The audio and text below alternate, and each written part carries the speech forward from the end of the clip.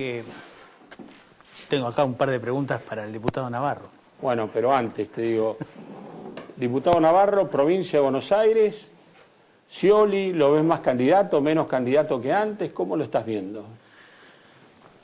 Scioli está más candidato que antes, ¿no? Da la sensación que en los últimos días ha salido a ocupar un espacio que en las semanas anteriores parecía que había abandonado. Me parece básicamente que Cristina lo tiene a Scioli hoy día más firme que antes. Mira vos, qué dato.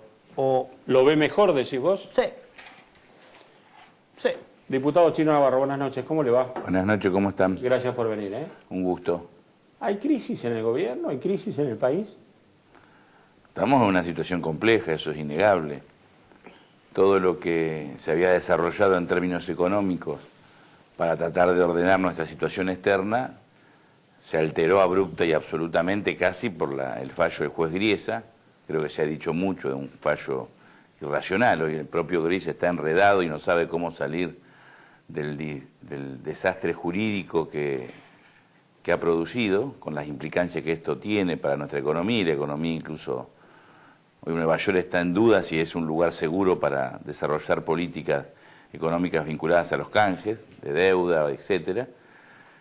Y esto ha alterado también la economía local. Sin embargo, el gobierno tiene una política que no es nueva, que la desarrolla del 2003, que es seguir confiando en el mercado interno, en el consumo. Y creo que allí está la respuesta. Por supuesto no es fácil, porque hay una crisis mundial y regional. Eso también nos afecta a nosotros, pero yo confío que el gobierno de acá a fin de año va a seguir volcando recursos al mercado interno para defender a los trabajadores y los sectores más humildes, y también va a ir ajustando cuestiones que tienen que ver con que los formadores de precios y los grupos económicos quieren trabajar como si no pasara nada y solo le importa su ganancia y no pensar en una nación en términos de mediano y largo plazo. Navarro, hoy el diario El Día de La Plata publica que comienza a debatirse un incremento del impuesto inmobiliario en la provincia de Buenos Aires que, según publicó, es del 30% la propuesta. Y que, bueno, esto ya habría llegado al bloque del Frente para la Victoria, la consulta de Scioli. ¿Usted tiene una posición sobre esto? Primero que no hay incremento. Para el 2015, ¿no? No hay incremento, no ha llegado el presupuesto todavía a la legislatura. Consideramos que en estas semanas, en 10, 15 días va a estar, pareciera que va a entrar por diputados. Lo que hemos escuchado y hemos charlado informalmente con funcionarios del gobernador Scioli es la necesidad de actualizar algún tipo de impuesto, que no es lo mismo comentarlo. Pero se va a debatir, obviamente. Nosotros tenemos una característica en la legislatura, sobre todo en diputados, que se discute mucho, se debate, tratamos de construir consenso con otras fuerzas, a veces lo logramos. La fuerza más difícil de obtener consenso es el Frente Renovador de Sergio Massa, porque está muy tironeada por las necesidades electorales de sus integrantes, que empiezan más en las campañas presidenciales, gobernadores, etcétera. Pero con las demás fuerzas de la provincia hay un piso mínimo de razonabilidad y sensatez. Así que cuando llegue lo vamos a evaluar y lo vamos a discutir. Ahora, ¿usted cree que, usted dijo, bueno, esto se arregla con más consumo, más mercado interno? Estamos pasando un momento delicado. ¿Usted cree que con eso solo basta? O no, le pregunto, no digo. Bueno, ¿el gobierno tiene algún plan alternativo? ¿Va a avanzar más en algunas cosas? No dije que solamente con eso alcanza. Dije que el gobierno tiene una política que nos ha permitido llegar a esta situación. Imagínese otro gobierno con esta decisión de Griesa, no hubiese durado 2 semanas. Por cuestiones mucho menores, acá se han ido presidentes en días. Con lo cual habla de la fortaleza de este gobierno, que por supuesto ustedes pueden compartir o no lo que hacemos, que tiene cuestiones criticables, otras discutibles, pero nosotros estamos convencidos de que lo que nos ha permitido llegar a esta instancia y poder afrontar esta situación que nos quieren someter algunos sectores importantes de la política financiera mundial de aislarnos, cosa que no logran, lo podemos afrontar porque tenemos consumo y mercado interno. Eso hay que resolverlo con el tema de los fondos buitres, pero lo vamos a resolver, y este es un plan, y no es un dato menor, no sometiendo al pueblo argentino al ajuste, al hambre, a la pobreza, como se hizo en otras oportunidades. a cada vez que festejamos un acuerdo con el Fondo Monetario, con el Club de París, el Plan Brey, el Megacanje, etcétera, era a costa del presupuesto nacional, era a costa de la inversión pública, era a costa de los salarios de los trabajadores, de los docentes, de los jubilados. Eso hoy no ocurre. Por lo tanto, hay un plan claro que no nos hemos apartado. Lo que hay es un elemento que no estaba previsto, por lo menos en la magnitud de lo que ocurrió, y si estaba previsto, se está afrontando, pero no se puede negar que genera dificultades, que es el fallo del juez Griesa. ¿Usted es candidato a intendente Loma de Zamora, Navarro? No, soy candidato a seguir bajando de peso, pero no soy candidato a intendente. Y espero poder recibirme el año que viene abogado. ¿Y vicegobernador tampoco? A mí me parece que las candidaturas las ordena la política. Nosotros tenemos un precandidato a presidente que es Jorge Tayana. Creemos que hablamos del Movimiento Evita, ¿no? Movimiento Evita y otras fuerzas. Nos acompañan compañeros del Movimiento Campesino, compañeros del MOCASE, compañeros de grupos indígenas, con fuerzas de acá de la ciudad de Buenos Aires que conduce Pablo Ferreira, sectores ligados a la Tupac Amaru, digamos, no es y muchos espacios por ahí más ligados a cuestiones provinciales. Pero lo hacemos pensando en que hay que discutir todo lo que tenemos que consolidar y todo lo que aún falta. Porque para que este modelo incluya definitivamente a todos los argentinos, este proyecto político, hay cuestiones que tenemos que resolver y no las hemos podido resolver porque 10 años no alcanzan para corregir la destrucción que sufrió el Estado y la economía argentina de 50 años. Ahora, Chino, así como dicen algunos otros sectores del oficialismo, para poder hacer lo que no se hizo y mantener lo que se hizo, ¿es indispensable que esté Cristina Fernández de Kirchner?